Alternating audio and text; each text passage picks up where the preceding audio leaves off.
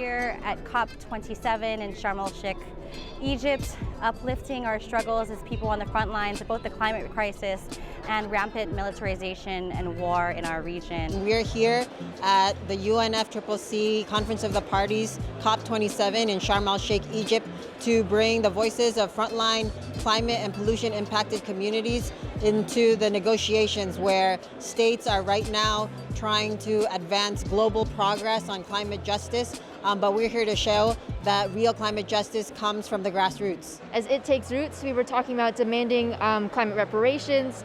We were talking about how human rights and Indigenous rights are inseparable from climate justice. And we were also talking about no false solutions. The leadership, the thought leadership, the political self-determination and the voices of the communities and workers on the front lines of climate change need to be centered in these discussions if we are ever to find effective strategies and pathways to tackle the storms, the floods, the fires, the droughts and the pandemics coming our way. We want to rally those of consciousness, those of faith together so that we can fight collectively against this narrative that says we put profit over people and planet, and make it a narrative once again that says that we care for creation and community.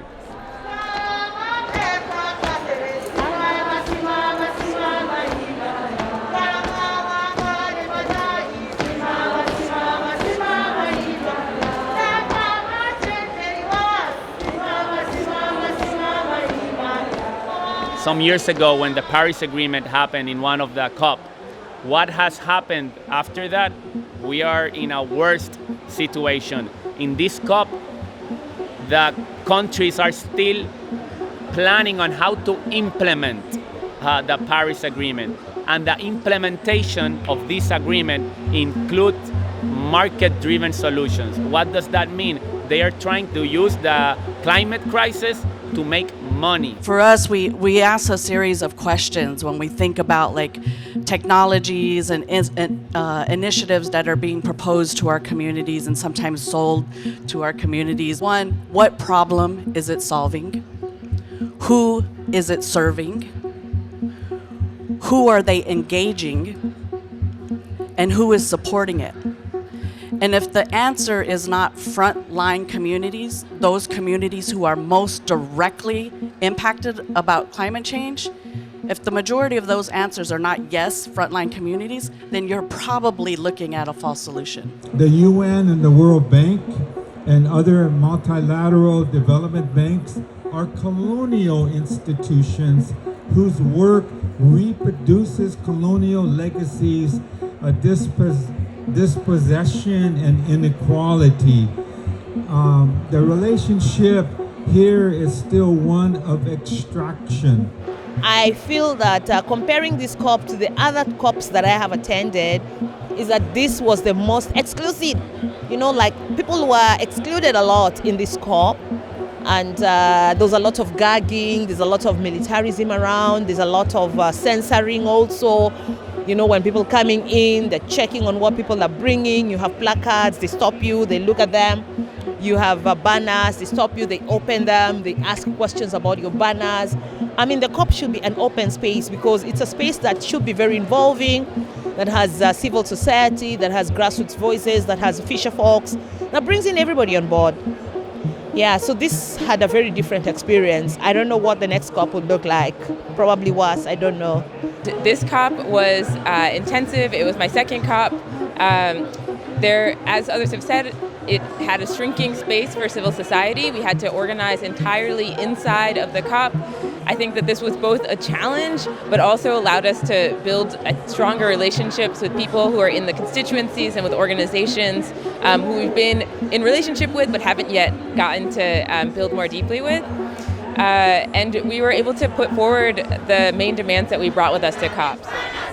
No more blah, blah, blah. Loss and damage, finance now. No more blah, blah, blah. Loss and damage, finance now. This is a global problem. The individual whose scope of action is extremely limited and localized cannot solve it except by creating novel ways of organizing across continents. To achieve these forms of organizing, we need first to extricate ourselves from absurd quarrels and reject every form of ugly nationalism. We need to reclaim the arena of local action, not as a space toward miserable gains, but as a space to discuss a better future for everyone. The crisis, for certain, is not a crisis of awareness, but of surrendering to the inevitability of inequality.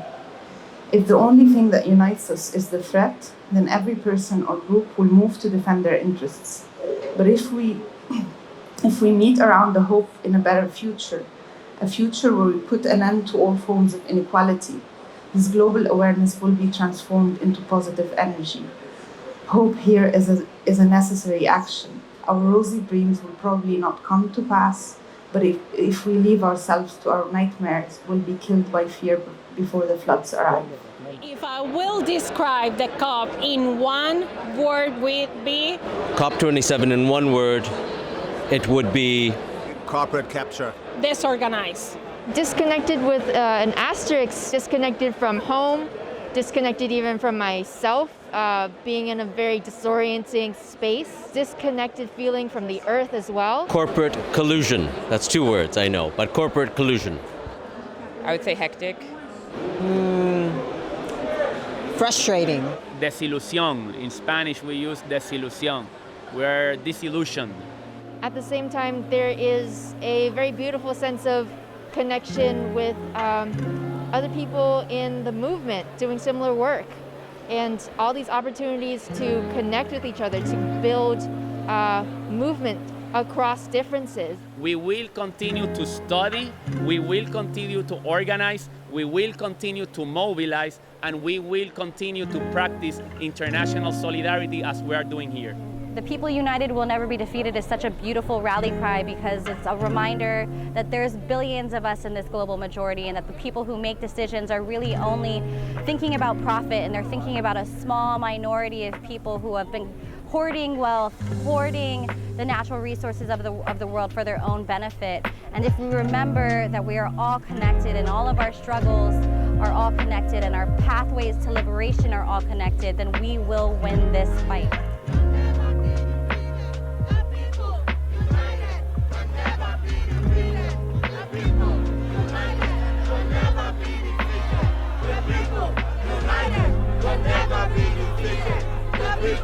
United,